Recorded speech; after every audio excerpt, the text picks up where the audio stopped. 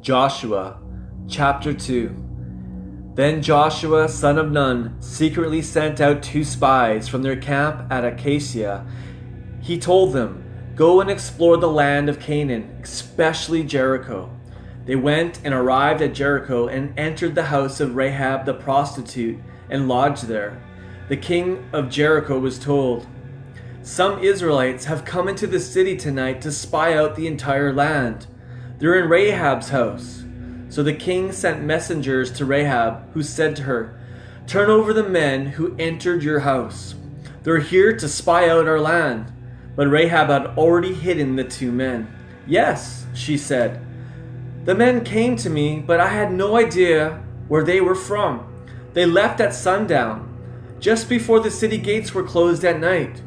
Who knows where they went? Quick, go after them, and maybe you can catch them." Rahab had hidden the men on her rooftop under the stalks of flax she had spread out to dry on the roof. So the men of Jericho went out to search for the spies, and the city gates were shut behind them. They searched for them as far as where the path crosses the Jordan.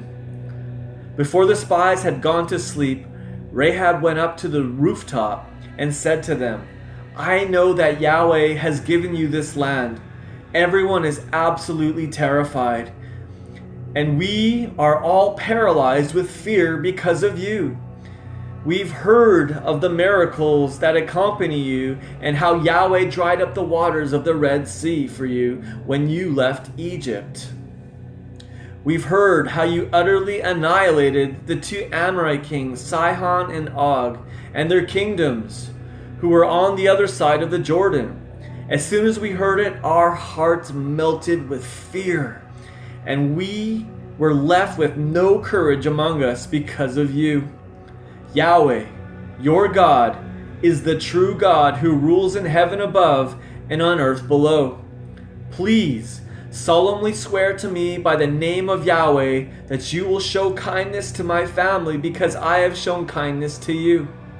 Give me a sure sign that you will spare the lives of my father and mother, my brothers and sisters, and all their families. Don't let us be killed."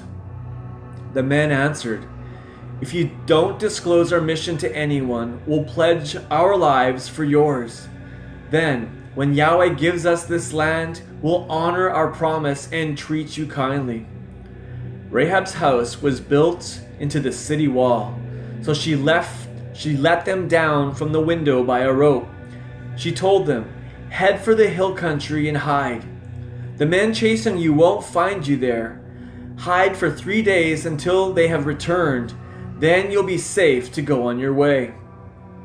But the men warned her, "You must do what we say, or we will not be bound to the oath you made us swear.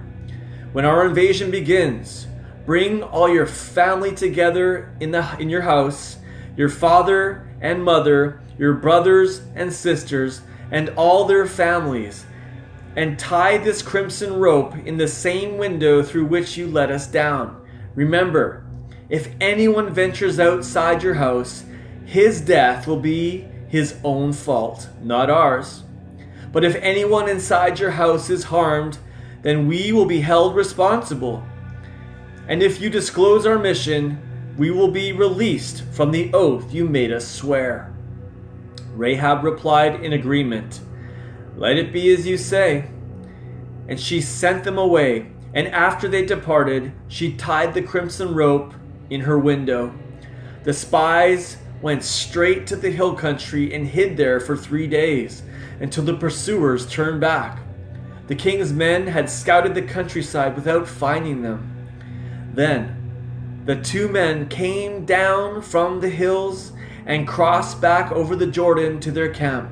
They reported to Joshua, son of Nun, all that had happened to them. "Yahweh has certainly handed over the entire land into our hands.